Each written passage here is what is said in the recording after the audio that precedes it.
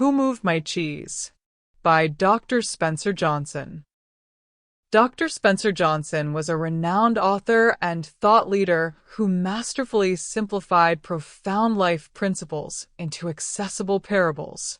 His iconic book, Who Moved My Cheese, delivers a powerful and timeless lesson about embracing change. Using a deceptively simple story, Johnson illustrates the different ways people respond when what they desire in life disappears. This book serves as an essential guide for anyone facing uncertainty in their career, relationships, or personal life and embrace adapting to change, overcoming fear, and discovering new possibilities. In Chicago, a group of former classmates were gathering for a reunion. As they share stories about their lives and careers, a common theme emerges. They are all struggling, to varying degrees, with unexpected and unsettling changes. One man, Michael, mentions that he has been using a simple story in his company to help people handle change, a story called Who Moved My Cheese? His friends are intrigued and ask to hear it. Before he begins, Michael introduces the two central metaphors that will define the entire parable. First, cheese is a metaphor for whatever you believe will make you happy, whether it is a successful career, a loving relationship, financial security, or personal health.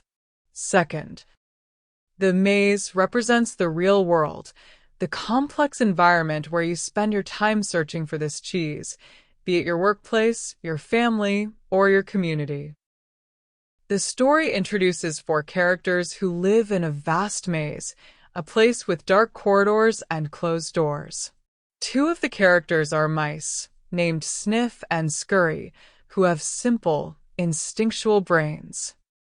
The other two are little people, no bigger than mice, but with complex brains filled with beliefs and emotions, named Hem and Haw. All four spend their time in the maze searching for cheese. They eventually discover Cheese Station C, a location filled with an abundant supply of cheese. This discovery changes their daily routine. The mice, Sniff and Scurry, continue to arrive early each day, inspect the station, and notice if the cheese supply has diminished. In contrast, Hem and Haw become complacent. They relax, put on their sneakers every morning, and stroll to the station, assuming the cheese will always be there. They grew so comfortable and entitled that they never considered the cheese could disappear, viewing it as their right and a permanent feature of their lives. The predictable routine of the four characters was shattered one morning when they arrived at Cheese Station C to find it completely empty.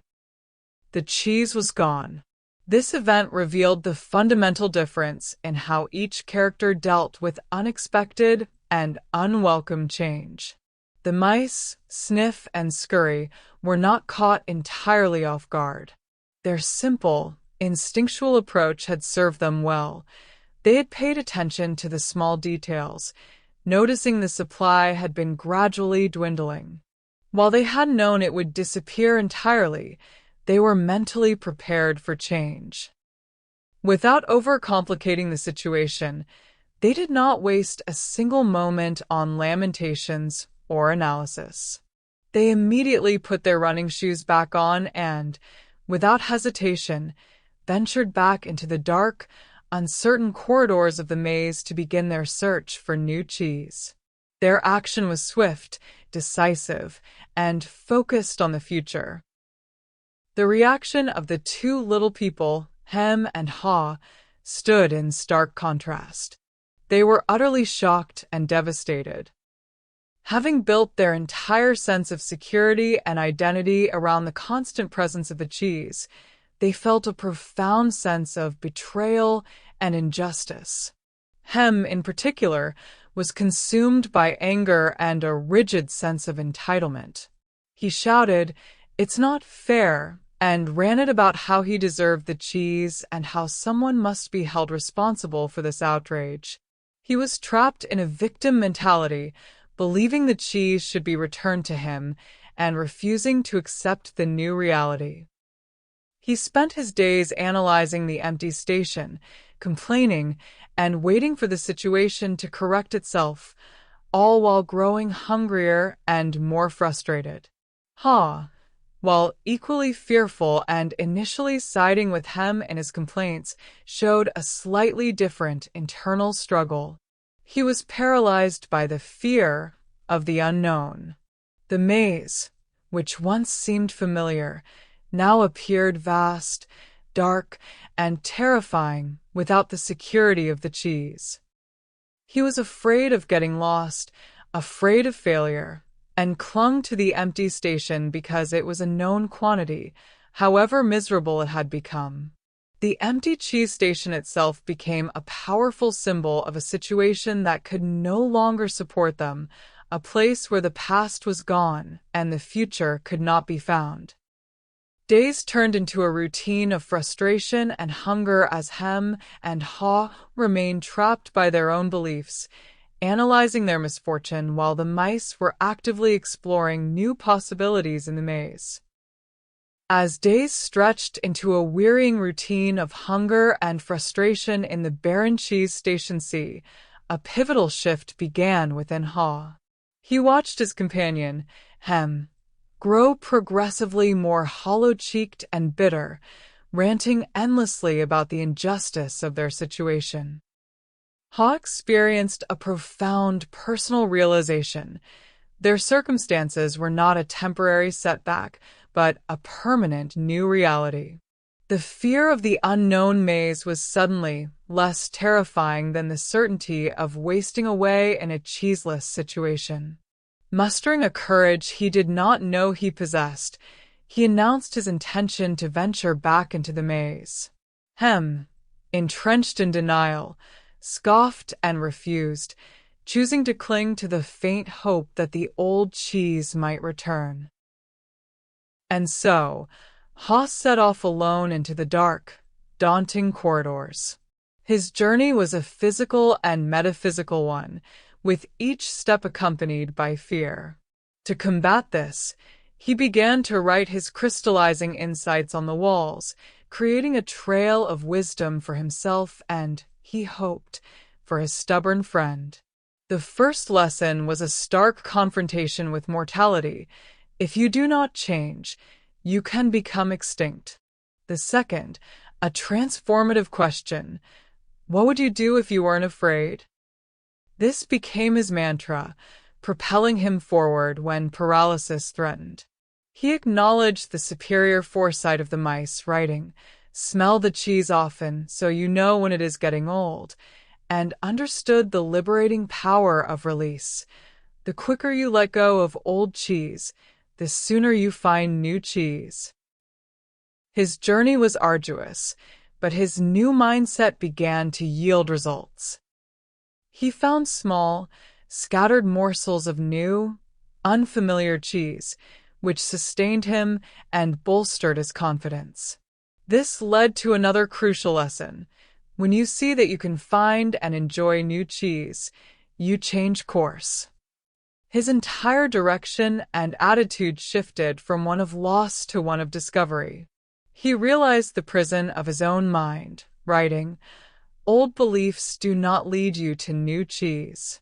Finally, he captured the essence of proactive living. Noticing small changes early helps you adapt to the bigger changes that are to come. His perseverance was ultimately rewarded. After navigating the maze with his new philosophy as a guide, he stumbled upon the magnificent cheese station N. There, he was reunited with Sniff and Scurry, who had long been enjoying the vast, abundant supply of new cheese.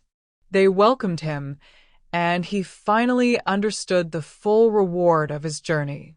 The new cheese was more than sustenance. It was the taste of freedom, resilience, and self-reliance. Sniff and Scurry thrived, their simple, effective strategy making them the first to prosper. Ha joined them, a transformed individual who had earned his place through learning and adaptation. And back in the empty station, Hem remained, a silent, stubborn testament to the consequences of resisting change. His fate is an unanswered question and a permanent warning. Returning back to the Chicago gathering, where Michael has just finished his tale, a thoughtful silence hangs in the room before the group erupts into a lively, self-reflective discussion. The friends immediately begin connecting the simple allegory to their own complex lives. One person confesses he sees his own resistance to his wife's desire for change, realizing he has been acting like Hem. Another admits that at work, fearing obsolescence, she finally had a aha moment and decided to retrain for a new position. They discuss the vital importance of emulating Sniff and Scurry in business, constantly scanning the environment for shifts. They engage in the story's core reflective exercise, asking themselves, what is my cheese? Identifying their core sources of security and happiness, and who moved it. Acknowledging the forces of change affecting them. Energized and enlightened by the parable's clarity, the group makes a collective decision to share the story with their own families, colleagues, and teams, believing its lessons are a powerful tool to help others navigate the inevitable mazes of their lives. Thank you for listening to this audiobook. Your interaction matters, so don't forget to like, share, and subscribe. And tell us in the comments which book you want to listen to.